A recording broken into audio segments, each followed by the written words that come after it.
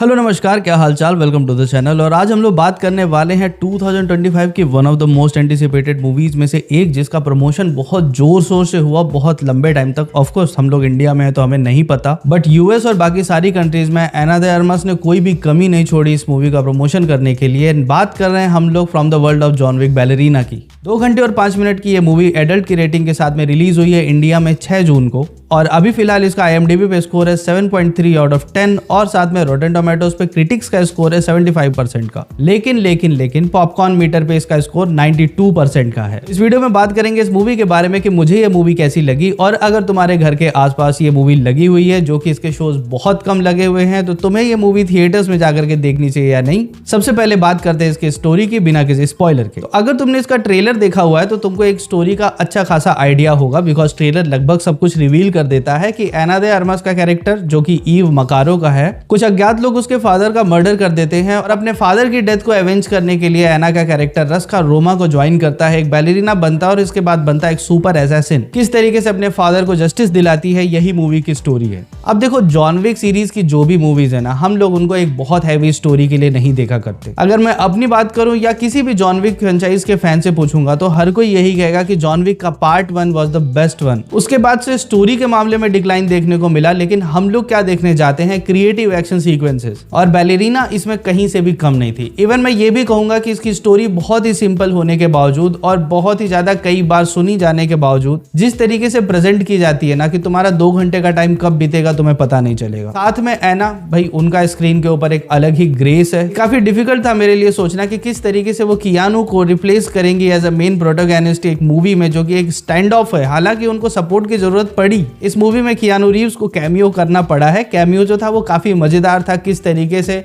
John Wick part 3 और part 4 के 20 की घटनाओं को इस मूवी में पिरोया गया है, वो बड़ी ही मजेदार थी। अगर मुझसे पूछोगे तो मैंने एना दे आर्मस की पहली मूवी देखी है नॉक नॉक, बड़ी ही डरावनी मूवी थी। She is the only person on the earth जिसने जॉन विक को ऑन स्क्रीन हराया है। इसके अलावा नाइव्स आउट, ब्लेड रनर, हर मूवी में वो फैंटास्टिक रही है। सिर्फ एक सवाल मेरे दिमाग में खाया चला जा रहा था कि एना का जो फिजिकल स्टेचर है वो काफी छोटा है, तो वो किस तरीके से मतलब जॉन विक फ्रेंचाइज के जो बाकी के विलेंस है उनसे टकराएंगी। और मूवी में एक्शन कोरियोग्राफर्स ने इस चीज को बहुत ही अच्छे से पिक किया है, तो मैं कहीं भी नहीं लगेगा कि वो किसी भी कैरेक्टर को अननेचुरली ओवरपावर कर रही है, बल्कि वो उनकी ही फोर्स का इस्तेमाल करती है उन्हें हराने के लिए। साथ में एक और चीज काफी डिफरेंट थी जॉन विक के कैरेक्टर से, और ये कि ईव का कैरेक्टर लोगों को बहुत बाद में मारता है, अनलेस की मतलब ये बिल्कुल ही नेसेसरी हो जाए। जहां जॉन विक का कैरेक्टर लोगों को बिल्कुल ही चांस नहीं देता, वहीं ईव हर पर्सन को एक सेकंड चांस देती है, और इस वजह से एक ओरिजिनल कैरेक्टर के रूप में काफी अलग सी शाइन करती है। इस मूवी में मेरे फेवरेट एक्शन सीक्वेंस, सबसे पहला तो भाई फ्लेम थ्रोवर, मतलब तुमने ट्रेलर में जितना देखा है ना मूवी में, उससे ज्यादा बेहतरीन सीन्स हैं। दूसरा, ग्रेनेड्स का यूज। एक ट्रेलर में सीन था ना जिसमें वो एक पर्सन के मुंह में ग्रेनेड डाल के दरवाजा बंद कर देती है, मूवी में इससे भी ज्यादा बेहतर सीन है। और तीसरा, आइस स्केटिंग बूट्स का यूज जिस तरीके से फाइट के सीक्वेंस में किया गया ना, वो बड़ा ही मजेदार था। मतलब कि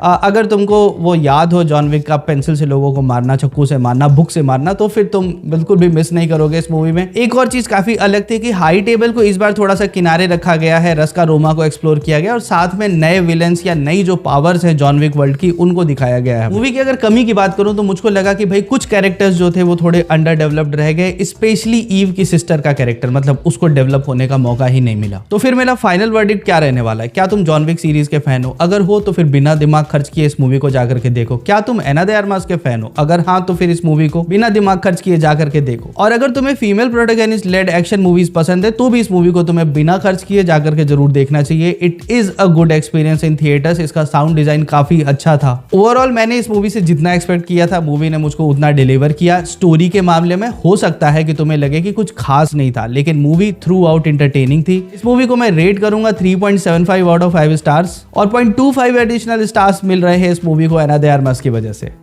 बाकी I am looking forward for the ballerina part 2, जो कि अब जाहिर सी बात है कि फ्लोर्स पे जाएगी ही जाएगी। तुम मुझे बताना कि क्या तुमने बैलेरिना देख ली है, और अगर नहीं देखी तो क्या तुम इसको देखने जा रहे हो। बाकी इस वीडियो को यहाँ तक देखने के लिए thank you so much. Channel को सब्सक्राइब कर देना, वरना बढ़िया और ऑनेस्ट रिव्यूज जो है वो मिस कर जाओगे। वीडियो को लाइक कर देना। मिलते हैं अगली वीडियो में। Take care and bye bye.